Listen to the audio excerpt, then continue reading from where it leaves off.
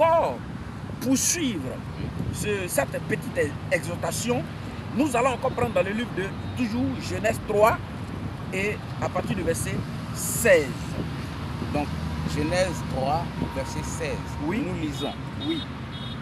Il dit à la femme, Dieu dit à la femme, j'augmenterai la souffrance de tes grossesses. oui, Tu enfanteras avec douleur. oui, Et tes désirs se porteront vers ton mari. alléluia. Mais il dominera sur toi. Donc, Amen. ici, pour des sœurs qui sont en Christ et qui croient que c'est une obligation pour les hommes, c'est une obligation pour un homme de prendre soin d'elle, de s'occuper d'elle, de donner tout et de faire tout, c'est une erreur de votre part, chère sœur. C'est une erreur. C'est une grave Écoute, erreur. Une grave erreur. Cette sémence qui n'est pas biblique en nous depuis très longtemps nous a privés de beaucoup de choses. Mais en Christ, c'est la parole qui est notre guide. Alors si une personne, oui, épouse la parole, cette personne pourra mieux, oui, se porter psychologiquement, moralement et même Voilà. intellectuellement. La parole guérit. La parole guérit, La ça parole soigne. restaure. La parole dit quoi? Toute écriture, c'est-à-dire notre boussole qui est la Bible, est inspirée Est inspiré. de Dieu Oui. pour enseigner, Enseigner. orienter, guider C'est et cela. convaincre. Et Donc du coup, convaincre. autrefois, on avait des croyances qu'on croyait que c'était bon, C'est cela. la vérité. Or, l'habitude, s'habituer à une chose n'est pas forcément la vérité. Pourquoi? Parce que c'est ce que nous avons vu et c'est ce que nous-mêmes nous pratiquons. Donc nous allons croire que cela est normal ou juste et bon. Or, si une personne qui est en Christ prend la peine de vérifier dans la parole de Dieu notre référence, elle pourra, cette personne, se soigner, se convaincre avec la parole et s'orienter. C'est ça, bien-aimé de Dieu. Et ici, la Bible nous enseigne une chose. Comme je l'ai dit dans le début, que lorsque tu te demandes, mais pourquoi je suis créé femme? Pourquoi tu as créé femme? Tu as créé femme parce que Dieu dit qu'il n'est pas bon que l'homme soit seul. C'est ça. Parce que si l'homme il est seul, il ne pourra pas construire des maisons. Il ne pourra pas, oui, s'acheter les Range Rover. Il ne pourra pas s'amasser, oui, des trésors. Alors, il faut que la femme soit créée pour que l'homme arrive à s'amasser tous ces trésors et à se construire, oui, des maisons partout. Je parle de notre temps, pour que tu puisses comprendre réellement que ce que tu souhaites avoir, il faut que tu aides une personne à bâtir votre empire. Alléluia. Oui, cette demeure que tu rêves autant, oui, il faut que tu aides un homme à bâtir cette demeure. Alléluia. Amen. Mais pour que cela puisse arriver, retourne à la parole, bien-aimé sœur. Quel est ton rôle? Pourquoi tu as été créée femme? Et ton rôle en tant que femme, c'est quoi? Et c'est ce que la Bible dit ici. La Bible ne dit pas que toi, c'est l'homme qui doit te donner. Ça, c'est une semence fausse. Une fausse semence. La Bible ne nous dit pas que c'est toi que l'homme... C'est-à-dire que l'homme doit prendre soin de toi. Ici, lorsque l'homme et la femme ont désobéi à la parole, et cette désobéissance est venue de la part de la femme. Et lorsque Dieu est en train d'attribuer les sentences à l'homme et à la femme et au serpent, voici ce que Dieu a dit à la femme.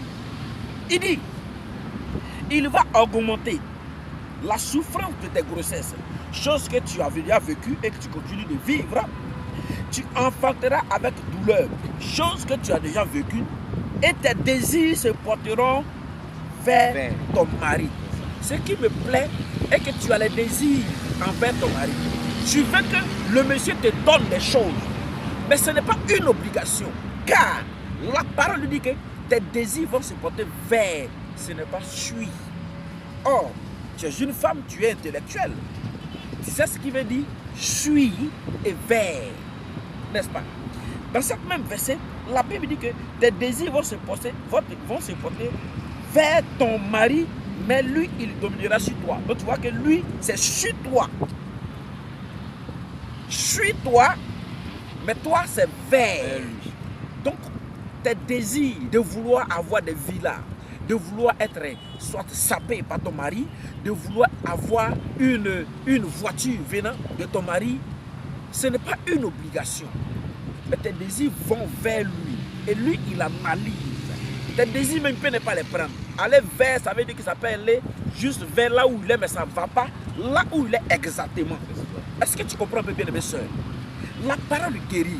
Et lorsque une personne retourne à la parole, elle s'analyse. Ce qui rend aujourd'hui les femmes battantes, oui, paresseuses, les femmes à l'état brut. À l'origine, la femme elle-même, c'est une femme forte. À l'origine, oui, de la création de la femme, le rôle, parce que Dieu a donné une force incroyable à la femme, une intelligence incroyable à la femme. C'est pour cela, derrière un grand homme, il y a une femme de feu. Cette femme de feu, c'est celle-là qui est d'abord mentalement forte, psychologiquement forte, intellectuellement prête, spirituellement, oh, on ne peut pas comparer, parce que là, elle est assise. Et c'est toutes ces capacités qui donneront à l'homme la force pour obtenir tout. C'est des choses que vous ne comprenez pas, parce que c'est nouveau. Oui, c'est des choses qu'on ne vous a pas dit. Donc c'est nouveau. Mais retournons à la parole. Qu'est-ce que la parole nous dit? Donc, comme il dit, tes désirs vont se porter vers ton mari. Oui. Et ton mari dominera sur toi. Oui. Donc, la question est, est-ce que tu es sûr que les désirs que tu as, qui se portent vers ton mari peut accomplir ces désirs facilement? Une question. Parce que si tu ne respectes pas ton mari, si tu n'es pas soumise à ton mari, si tu tiens tête à ton mari, en conclusion, si tu ne sais pas pourquoi tu as créé femme, voilà. Si tu ne sais pas pourquoi est-ce que tu as créé femme, parce qu'il faut comprendre que la différence entre l'homme et la femme, entre un garçon et une femme, parce que l'homme et la femme, on peut les appeler hommes, un grand H, mais la différence est que il y a une différence entre les organes d'un homme et une femme. N'est-ce pas, frère? Il y a une différence entre les organes d'une femme et d'un homme. Donc, entre l'homme et la femme, il y a des sexes opposés. Voilà. Donc, tes désirs vont se porter vers ton mari. C'est ça. Ton mari accomplira ses désirs quand il verra en toi, oui, cette femme que Dieu lui a donnée. Cette femme, cette aide. Donc,